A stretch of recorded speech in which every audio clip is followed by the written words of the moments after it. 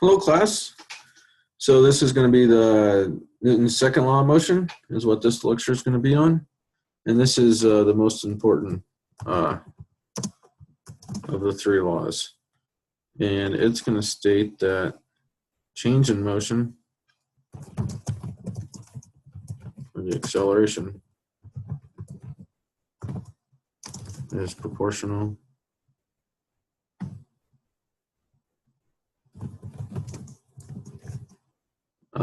to the motive force impressed.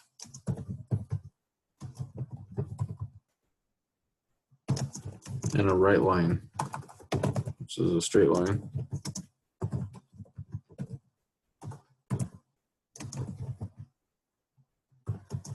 Along the path, along the direction of motion, or direction of the force.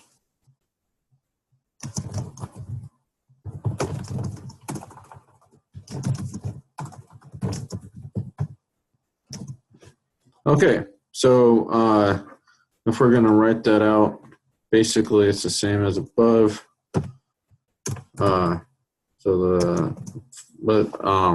going to be the sum of the forces, and it's going to be a vector, and it's equal to the mass times the acceleration, and the acceleration is also going to be a vector. And so that's the change in motion. So we know that the acceleration is going to be the change in velocity or the change in time.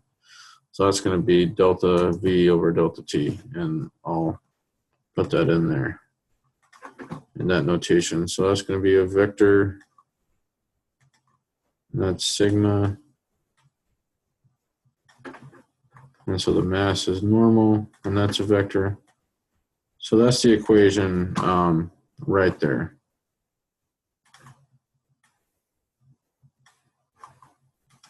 And so this is going to be a delta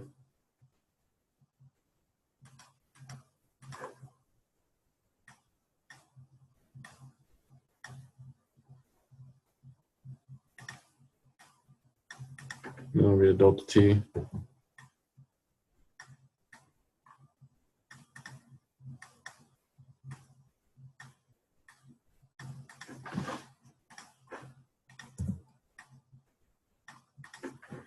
And then that this B is a vector too. Okay, so yeah, this is Newton's third law, and this is basically what it's saying is that the force is going to cause an acceleration. And we can also write that as a better way to write that. You can write the force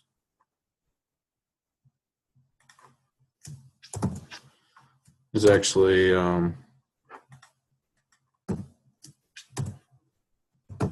force divided by the mass is equal to the acceleration. And I'll write that as this type of fraction to make that more clear.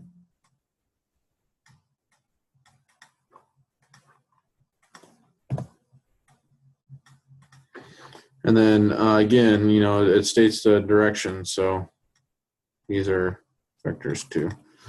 So that's another good way to write Newton's second law. And so a good way to think about this is if we have the same situation we had before.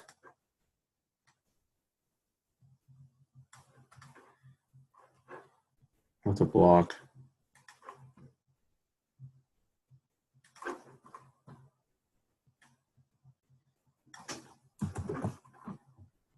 I'll just make it red.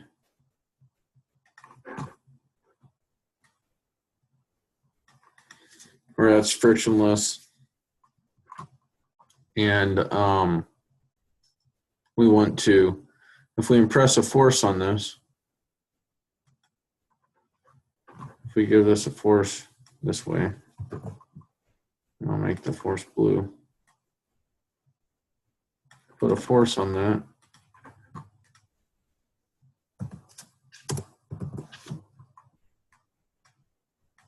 And this is going to have some acceleration. And I'll do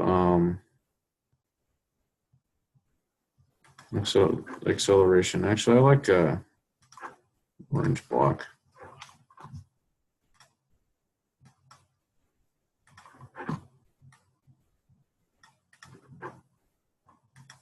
And so I'm going to make acceleration in red. So this should have some acceleration.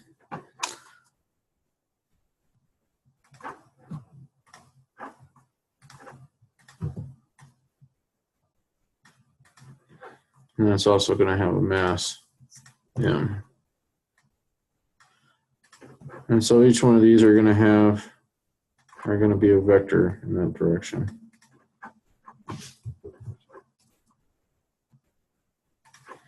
And I think a good way to think about this is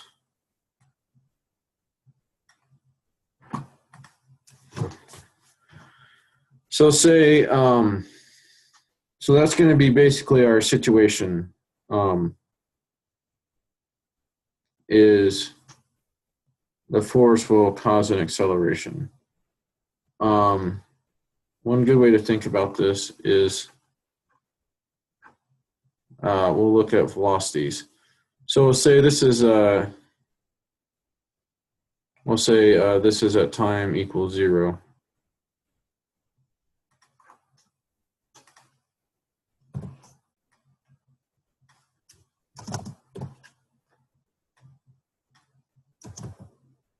Okay, once time equals 0 seconds. And then we're going to push this at a certain velocity. And so v initial velocity is going to equal 0 there. So v0 is going to equal 0 at time 0. Or velocity at time 0. That's even a good way to do it. Velocity at time 0 is equal to the velocity of 0. Is going to equal 0 meters per second. And so acceleration is in meters per second squared, and force is in newtons. And so we'll say you push the block, the force of 1 Newton for 1 second. So we'll say this is t equals 1 second.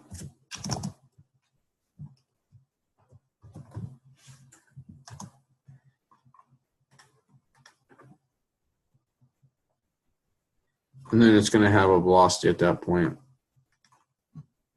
And we'll do velocity in green this time. So it'll have a velocity, v, and that's at 1 second equals v1. And we'll just we'll hold off on that just for 1 second.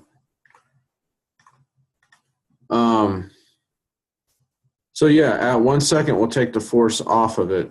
And so what this will look like is we'll begin at rest.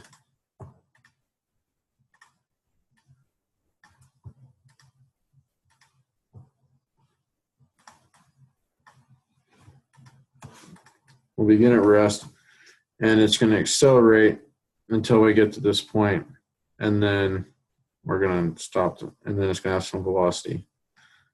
So the acceleration is going to be the difference between that and difference in time. So let's say we accelerate this to a meter per second.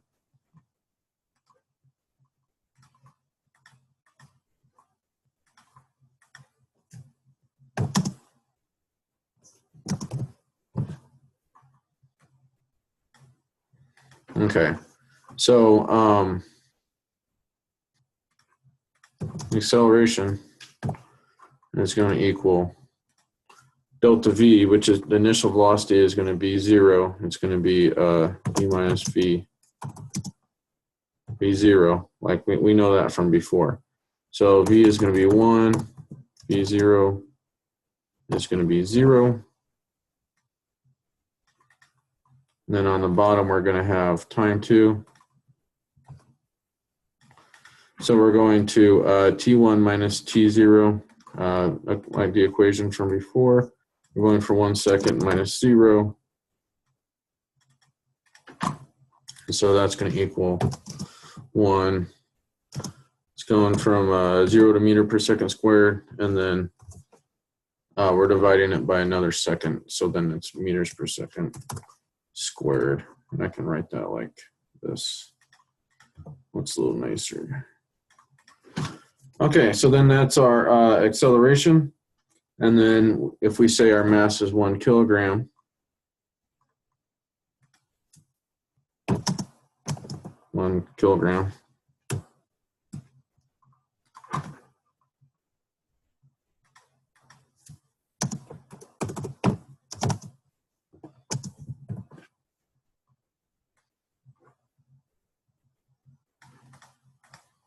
then our force is going to equal F equals ma. It's equal 1 times 1 kg times 1 meter per second squared. It's equal to 1 Newton.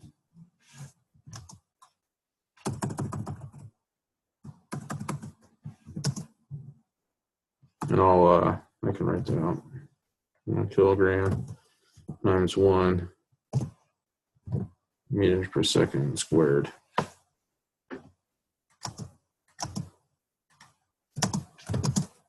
Equals 1 Newton.